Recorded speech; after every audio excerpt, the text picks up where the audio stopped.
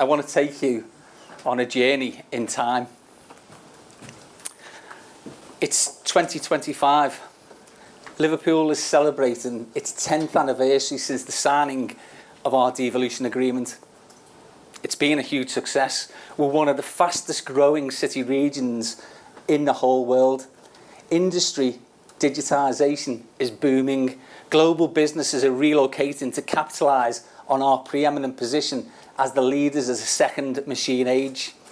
The new River Mersey tidal power project is providing clean, renewable and predictable energy to a new generation of tech-savvy companies. And our solar, wind and tidal energy schemes have made us, in the words of a Time magazine feature, Britain's energy coast. The breakneck pace of technological change is driving the fourth industrial revolution, transforming work and leisure. The Internet of Everything connects people, process and data. And not only do we have self-driving vehicles, but the trillion sensors that now exist mean that data has become the new currency. TV and computer screens have largely been replaced by wearables, watches and glasses that provide instantaneous access to information and knowledge. And yes, some of this depiction of a Jetsons futuristic world on our doorstep may prove yet to be a bit fanciful. It's a bit like when Tomorrow's World convinced me as a kid that by the time I was 39 in the year 2000, I would have my own jetpack. And I'm still waiting. But the future is up for grabs. The vision of computers that think for themselves, autonomous vehicles and spectacles that provide instant access to the internet are not simply the preserve of science fiction. They are being developed today. This is a junction in time when we can shape our own destiny for all our people, claiming our place at the vanguard of innovation. And let's face it, it's what we do best. Our forebears were pioneers who shaped the time they lived in. When Thomas Steers built the first wet dock just over there in 1730, he did so with the belief that it would revolutionise maritime trade. It did. 100 years later, we built the first passenger railway, believing it would transform travel and commerce. It did. Now, nearly 2 centuries on, we have the opportunity to deliver the next phase of ambition. As a city region, it's our chance to move away from being consumers to being creators. I have a vision where we don't simply respond to the needs of the market, we generate new markets. The future will be about VR, AI, robotics, cobotics, cognitive computing and augmented reality. We can either help shape the future or it will shape us. It's only 6 months since I was elected as the first ever Metro Mayor of the Liverpool City Region, and already we've achieved so much. The opening of the expanded Hartree Centre at Daresby, the extension of Europe's biggest offshore wind farm at Barebow Bank, the cutting-edge collaboration between our 2 great universities at Centre City, the development of the new Materials Innovation Factory, and of course the Mersey Gateway. As a mayoral combined authority, we've started a strategic economic review, launched our Skills Commission, appointed a team of platinum standard mayoral advisors and announced our fairness and social justice, easy for me to say, Justice Advisory Board, with the fantastic Lynn Collins as its chair, who represents our trade union movement. And we have further underscored our fundamental commitment to fairness and inclusion by signing the Armed Forces Covenant, and we became the first combined authority in the country to be accredited as a real living wage employer, alongside our 2 Premier League football clubs. So now seems like an appropriate moment to take a look back, but also to look forward, to reflect on the beginning of a shared journey that started in 2014 when the leaders of our 6 districts came together to create a combined authority, and to look forward to our destination, a vision of a transformed city region, a dynamic, prosperous and successful place, rich in opportunity for its people. If that is to be our destination, then devolution provides us with the platform to achieve it. Our 6 leaders didn't create a combined authority to be just an additional tier of governance, nor to access what are in reality relatively modest additional resources, especially when those gains are weighed against the balance of massive cuts to local government and the punitive impact of wider austerity.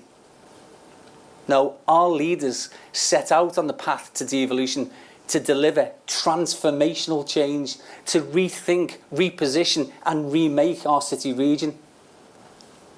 For far too long, national governments of all political persuasions have failed areas like ours. We've seen a growing disconnect between Westminster and Whitehall and, for example, Walton and Widnes. The glacial pace of progress is too slow for areas like ours, so we need to use devolution to do things better for ourselves. As many of you here know, I don't fly, but a few months ago, with the help, it has to be said, of some Valium and a bottle of Baileys, I flew to New York to meet Mayor Bloomberg, where I took part in his International City Leadership Development Programme with Harvard University. This 18-month programme is predicated on his belief that it is governance at a city region level that can really make a difference to people's lives. To quote Mayor Bloomberg, working collectively and collaboratively is the difference between mediocrity by yourself or success as a team. You have to share the pain and responsibility, and if you do, then you will also share in the rewards. The creation of city regions in the UK is an acknowledgement of this reality and also recognition of modern urban life. Things like environmental considerations don't respect municipal boundaries and lines on maps, and people are more transient too.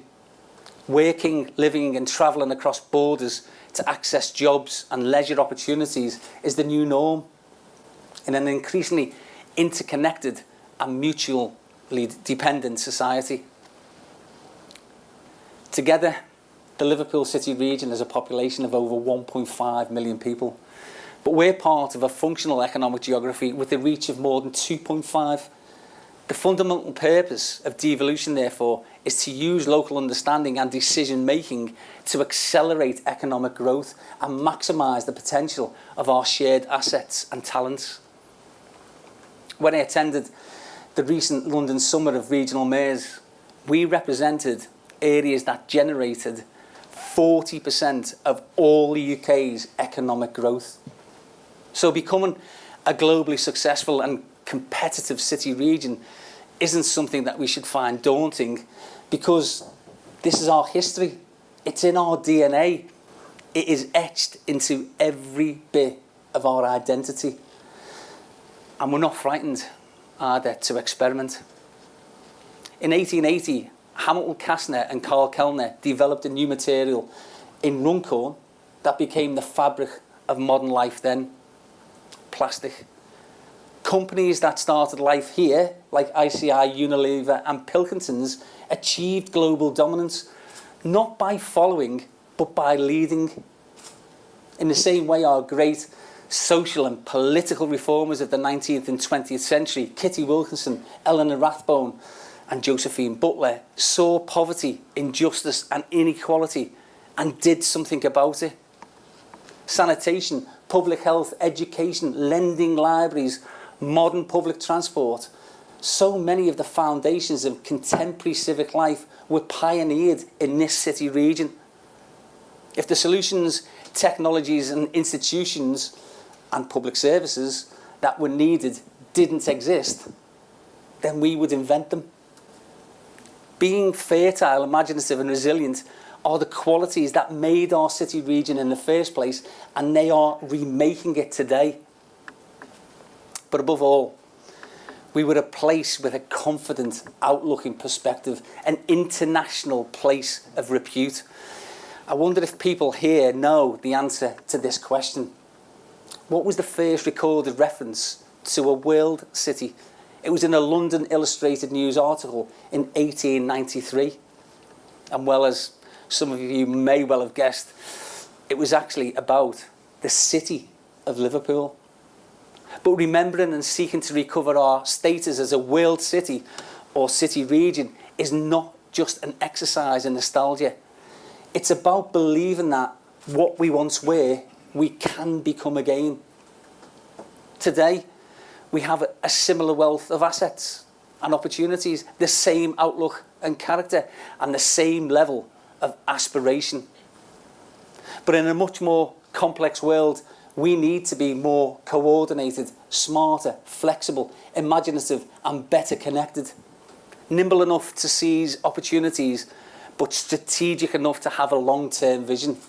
It's rooted in one core idea and one simple word: connectivity. Our history was built on the quality and breadth of our connections, and our future will be too. Connectivity is about knitting things together. It's about relationships. It's about how, as 6 districts, we work together to build the structures and capacity that will enable us to become more than the sum of our parts. Using the new space of devolution to think laterally and act collaboratively in the best interests of our city region. To join with our neighbours across the north to lobby for infrastructure investment and to turn the rhetoric of a northern powerhouse into a tangible, deliverable reality. It means working with the other devolved regions to provide a powerful counterbalance to Westminster, to wrestle greater control over our own resources. It means engaging more constructively and, when required, robustly with government to get the best deal for our city region. For example, I met recently with David Davis to express our concerns regarding the need for ongoing dialogue about Brexit, to make certain our vital interests and prospects are considered in the context of a differential settlement. I explained to him that Brexit cannot simply be about the interest of London and the South East. And you know what? He accepted our argument. Devolution also means being internationally engaged, open, and ready to learn from the world's most successful and progressive city regions by embracing best practice. Picasso once said, "Good artists imitate, but great artists steal." When it comes to applying good ideas and success stories, I'm more than happy to be a great artist. So when I attended the first gathering of Bloomberg's City Leadership Programme in the summer, I sought out a guy called Mayor Andy Burke from Chattanooga. And some people here are old enough to remember that Chattanooga is famous perhaps for its choo-choo, or perhaps it's also infamous for once being described by the renowned American commentator Walter Cronkite as America's dirtiest city, a byword for post-industrial dereliction, a declining rail town that latterly remembered the value of connectivity. And it did something about it. With a bold and ambitious vision, clearly articulated priorities, and targeted infrastructural investment, today it has become America's most digitally connected city, a booming feeder city for Silicon Valley, and a place from which we can draw valuable lessons and inspiration. Just imagine what we could achieve with our ingenuity, assets, and scale.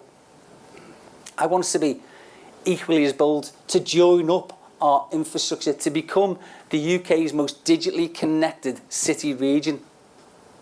I want the city that was the gateway to the first industrial revolution to be the city region that is the digital gateway to the fourth industrial revolution. But it's not just about grandiose vision. It also has to be about delivery. Since my election in May, we've seen a sequence of key investments in groundbreaking initiatives. There's a lot going on. The publication of the LCR Science and Innovation Audit, cutting-edge programmes like LCR 4.0 and LCR Activate, and collaboration between research and entrepreneurial high-growth SMEs. And all this might be a bit techie and not something that hits the headlines often. But these things are pivotal to our future. They will affect every aspect of our lives. And some of it already is affecting the way we do things here. For instance, Alder Hey Hospital is using cognitive computing to revolutionise patient experience and employing virtual reality to improve pre-operational planning to reduce patient recovery times. Our high-growth tech and digital companies like Evoke, Milky Tea, VTime, Living Lens and Red Ninja are winning prestigious international contracts and creating high-value jobs in a sector that's growing faster here than it is in inner London. Which is all fantastic, I hear you say, but we simply can't stand still because we'll be overtaken in the dash to lead in technological advancements. That's why I'm delighted and excited that this local tsunami of innovation shows no sign of abating. I want us to fully realise the potential of these assets and deliver a step change in growth and innovation. That's why I'm pledging to make us the most digitally connected city region in the UK. Today I'm announcing a programme of 6 months to give us the route to achieve this goal. Our vision is for a digital ring connecting all 6 districts. At one end, we have the Hartree supercomputer in Daresbury, the most sophisticated in the whole country. At the other, we have the country's first fibre optic transatlantic cable, which provides ultra-fast broadband connectivity between the UK and North America. These assets deliver speed and capacity to a global market.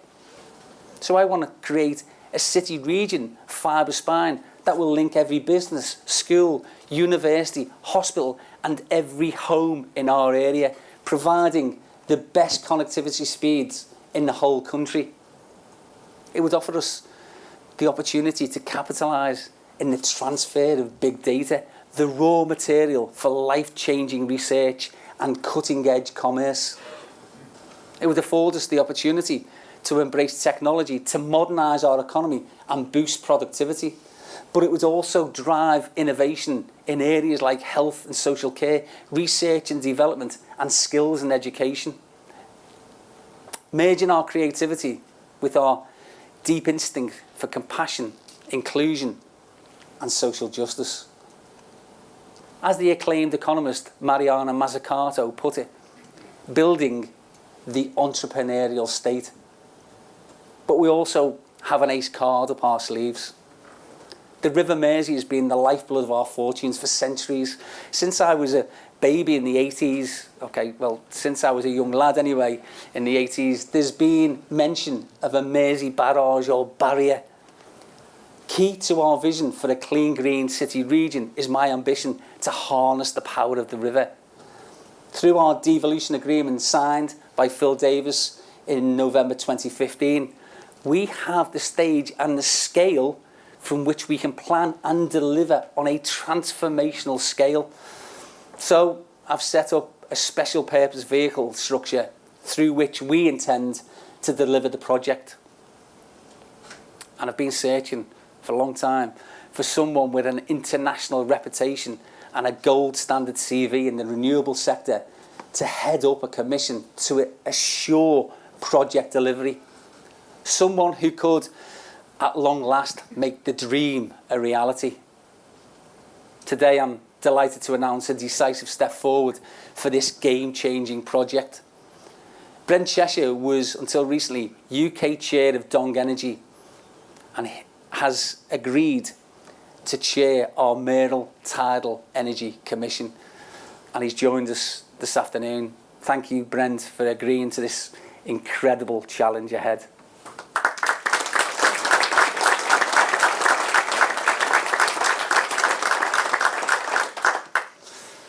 But that's not all.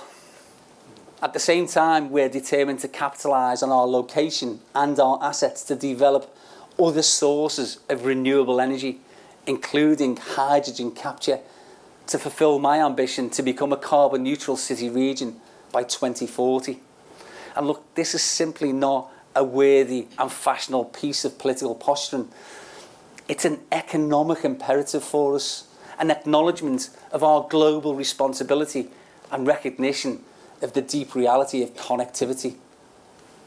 What we do and how we use resource has a global impact. The first world city must once again be a global leader in setting standards. We must at last get to grips with the long-standing problems relating to poor air quality, largely caused by transport emissions. So we'll make clean air a core priority, and we'll use every lever we have to improve its quality across our communities. We know that clean and healthy city regions are attractive, prosperous and smart places for residents, but also for visitors and investors alike. So we shouldn't see economic growth and environmental sustainability as competing aspirations. They go hand in hand for smart, progressive regions. Dong Energy's investment in Europe's biggest single offshore wind farm at Barrow Bank is a case study in the economic ripple effect. They've created local high-value jobs in their operations facility in Wirral, plus skilled supply chain jobs in Halton, and port investment in Liverpool, including, it must be said, exports back to Denmark, the home of offshore renewables, a real Coles to Newcastle scenario if ever there was one. Our ports remain one of our most important economic assets, especially in a post-Brexit environment, where our fortunes are determined not by our place on the edge of Europe, but our place on the crossroads of continents. Rebuilding and forging global connections must also mean ensuring that we have the necessary infrastructure to support expansion and growth, to open up opportunities in transatlantic trade routes, to be the gateway to the northern powerhouse and the rest of the UK. That's why, along with Mayor Andy Burnham in Manchester, we've taken a leadership role in pressing this government to honour its commitment to Crossrail for the North, ahead of London's Crossrail 2. The Chancellor's announcement last month of a £300 million investment in passive provision is a welcome down payment on what needs to be a much more substantial investment. Better and faster West-East connectivity and radically expanded rail capacity is now an even greater national necessity in the light of our exiting the European Union. It is absolutely vital if we are to maximise the agglomeration potential within our great northern cities. World-class connectivity to our city region, though, is only worthwhile if it goes hand in hand with world-class connectivity across our city region. And once again, we can use devolution to address our local needs. Through our nationally acclaimed and award-winning bus alliance, we've seen record levels of investment in provision of quality modern buses that are cleaner, greener and digitally connected. We know that more people will use public transport when travel is easier, more convenient and seamless. So we will re-regulate our bus network and rebrand and improve the existing Walrus card, I didn't pick that name, with the aim of achieving the most advanced smart ticketing system in the UK. We will continue to invest in improving the Merseyrail network with the introduction of our new £460 million state-of-the-art rolling stock and our programme of investment in improved and newly constructed stations like Maghull North, which will open in the first part of next year. We'll work to make the river less of a barrier to travel by offering more efficient and affordable tolling options, including honouring my manifesto commitment on FastTag. And we'll also improve cross-river movement. So I'm delighted to announce that we've commissioned designs for a brand new ferry to cross the Mersey. Ferries are synonymous with our waterfront, and we've recognised both the practical and iconic value of this important means of travel and tourism between Liverpool and the Wirral. If docks, trains and canals were the foundations for the first industrial revolution, then digital connectivity and plentiful, predictable, sustainable energy are the platforms for the fourth. They will give us a critical competitive edge and a uniquely attractive offer to global tech companies for whom speed, capacity and commitment to carbon neutrality are the determinants for location. And of course, we have to harness the power of that other great natural asset, our people. Equipping our young people with the qualifications and skills they need for the jobs of tomorrow is something that can only be done at a regional level. One of our priorities for further devolved powers is the full transfer of the adult education budget next year. But we need to be able to decide all our skill needs and priorities locally. It's not just about asking central government for more money though. The apprenticeship levy, which is paid probably by a lot of people in this room, but local employers, should be used to radically transform apprenticeship provision locally. And I've asked the Secretary of State for Education for flexibility with the residual underspend from that apprenticeship levy pot to address the growing skill shortages in our area and to roll out degree standard and gold standard, and degree level apprenticeships across our 6 districts. I also want to introduce a single online portal for all apprenticeships to be advertised to ensure that there is parity of esteem so that every young person has a clear path to an academic or vocational future. Our Skills Commission has already completed a survey of nearly 2,000 businesses across the city region to determine their skills needs, and it'll take further evidence from stakeholders to ensure that our skills investment and our investment strategy align perfectly with our growth strategy. But we'll need to focus above all on those sectors and specialisms that will be the foundation of our future economy. We've got grassroots initiatives like the Liverpool Girl Geeks, which can be upscaled and rolled out across every part of the city region. I want us to be at the forefront of breaking down gender stereotyping and occupational choices and smashing glass ceilings with the aim of raising aspiration for all. Ensuring our city region has a place for everyone in its widest context should be both a symbolic and a literal commitment. That's why, working with our local authorities, we're pledged to build 25,000 new homes across the city region by 2022, a 25% increase in the rate of new house building. But as a city region, our approach to spatial planning and the provision of future housing will be about more than just numbers. It also has to be about building the right homes in the right places. But this is where we could do with some help from government. Before the end of this year, we will be publishing the first city region-wide brownfield register, underlying our commitment to a brownfield first approach to new housing. And I've asked the Chancellor, in the spirit of devolution, for our city region to be designated a pilot area for an innovative approach. I want to prioritise the remediation of contaminated land so that it can be used for housing. So if we were granted a time-limited stamp duty holiday with the money ring-fenced, we could certify brownfield land that currently isn't economically viable to build on, which could be decontaminated to incentivise development.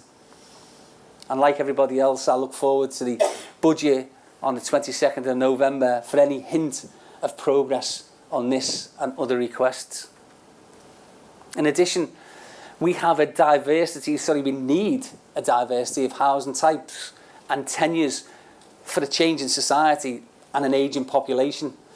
And we need, above all, to ensure affordability for all with a revived and modernised social sector housing offer. And along with our 6 district leaders, I want to eradicate homelessness in our city region once and for all. In many cases, our councils are providing some of the best practice in the whole country, but we need to make sure that the housing offer made is rapidly available to those in most need by working with the government to access the resources that are required in order to embrace a housing first approach and tackle the scandal of rough sleeping. Something that is an affront to our claim to be a compassionate and civilised society. Devolution is our opportunity to take control of our own destiny, deliver policies that are rooted in our values and are aligned to our priorities. It is an opportunity that we can't afford to squander. So there are a few other things that we need to do. Since I was a councillor, I've canvassed the opinion of many businesses, both large and small, some actually in the room today, and they've consistently identified one of their biggest priorities as the need to streamline the myriad of organisations that offer business support in our city region. Look, we have an incredible global brand.